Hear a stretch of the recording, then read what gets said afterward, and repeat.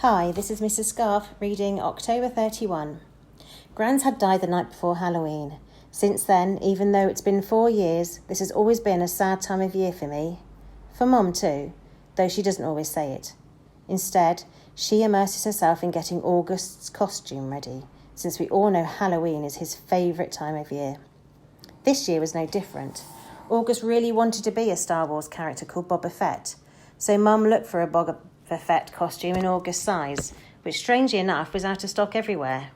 And she went to every online store, found a few on eBay that were going for an outrageous amount, and finally ended up buying a Jango Fett costume that she then converted into a Boba Fett costume by painting it green.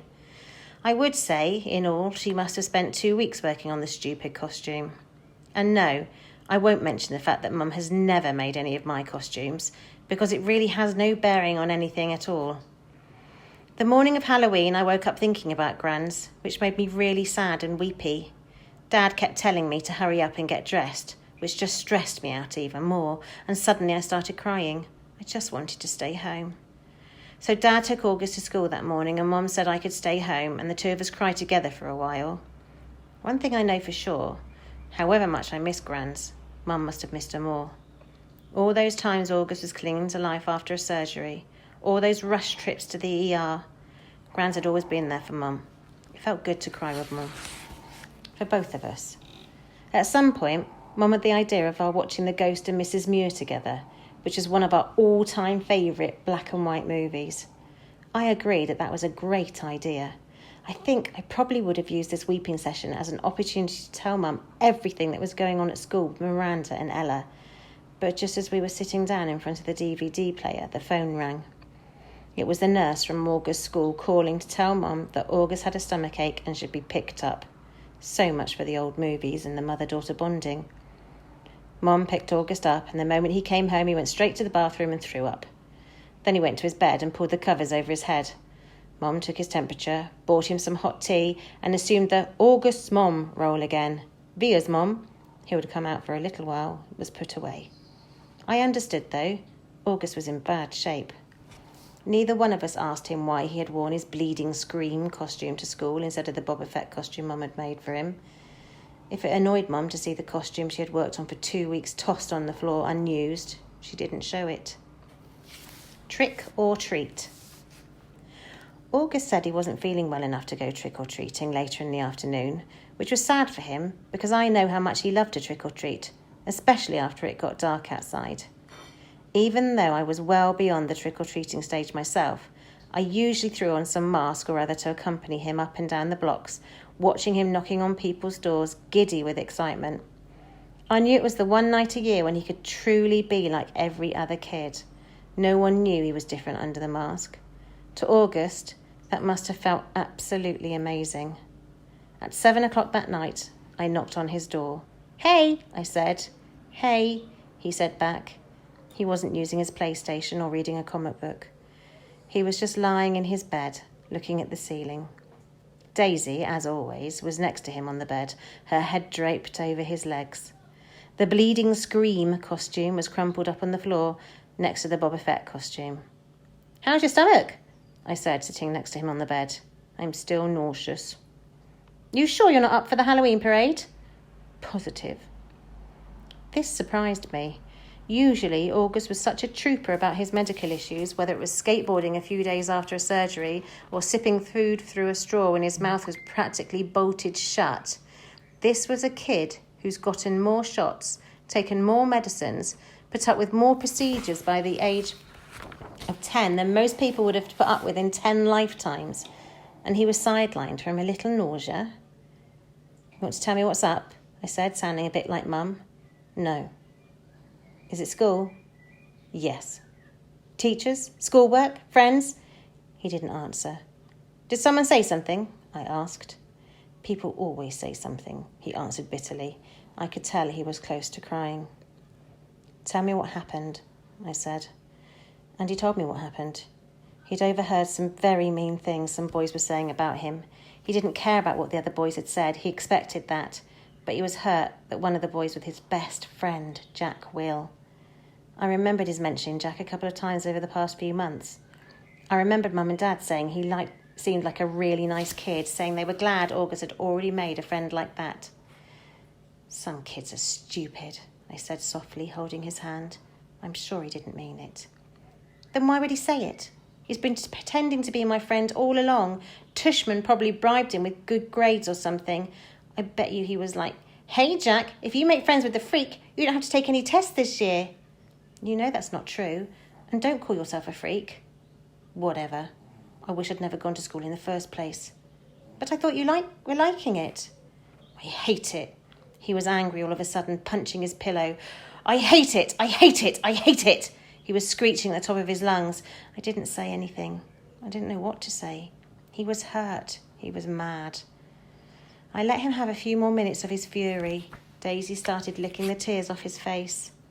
Come on, Augie, I said, patting his back gently. Why don't you put on your Jango Fett costume, Anne? It's a Boba Fett costume. Why does everyone mix that up? Boba Fett costume, I said, trying to stay calm. I put my arm around his shoulders. Let's just go to the parade, okay? If I go to the parade, Mum will think I'm feeling better and make me go to school tomorrow. Mum would never make you go to school, I answered. Come on, Augie, let's just go. It'll be fun, I promise, and I'll let you have all my candy. He didn't argue. He got out of bed and slowly started pulling on his Boba Fett costume. I helped him adjust the straps and tighten the belt, and by the time he put his helmet on, I could tell he was feeling better. Time to think. August played up the stomachache the next day so he wouldn't have to go to school. I admit, I felt a little bad for Mum, who was genuinely concerned that he had a stomach bug, but I promised August I wouldn't tell her about the incident at school. By Sunday, he was still determined not to go back to school. What are you planning on telling Mum and Dad? I asked him when he told me this. They said I could quit whenever I wanted to. He said this while he was still focused on a comic book while he was reading. But you've never been this kind of kid who quits things, I said truthfully. That's not like you. I'm quitting.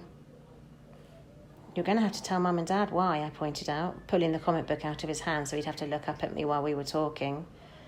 Then Mum will call the school and everyone will know about it. Will Jack get in trouble? I would think so. Good. I have to admit, August was surprising me more and more. He pulled another comic book off his shelf and started leafing through it. Augie, I said, are you really going to let a couple of stupid kids keep you from going back to school? I know you've been enjoying it. Don't give them that power over you. Don't give them the satisfaction. They have no idea I even heard them, he explained. No, I know, but Bea, it's okay. I know what I'm doing. I've made up my mind. But this is crazy, Augie, I said emphatically, pulling the new comic book away from him too. You have to go back to school. Everyone hates school sometimes. I hate school sometimes. I hate my friends sometimes. That's just life, Augie. You want to be treated normally, right? This is normal. We all have to go to school sometimes, despite the fact that we have bad days, okay? Do people go out of their way to avoid touching you, Via? He answered, which left me momentarily without an answer. Yeah, right, that's what I thought. So don't compare your bad days at school to mine, okay? Okay, that's fair, I said. But it's not a contest about whose days suck the most, Augie. The point is we all have to be up with the bad days. Now, unless you want to be treated like a baby the rest of your life, or like a kid with special needs, you just suck it up and go. He didn't say anything, but I think that last bit was getting to him. You don't have to say a word to those kids, I continued. August, actually, it's so cool that you know what they said, but they don't know you know what they said, you know? What the heck? You know what I mean. You don't have to talk to them ever again if you don't want, and they'll never know why. See? Or you can pretend to be friends with them, but deep down inside you know you're not. Is that how you are with Miranda? He asked. No, I answered quickly, defensively. I never faked my feelings with Miranda. So why are you saying I should? I'm not. I'm just saying you shouldn't let those little jerks get to you, that's all.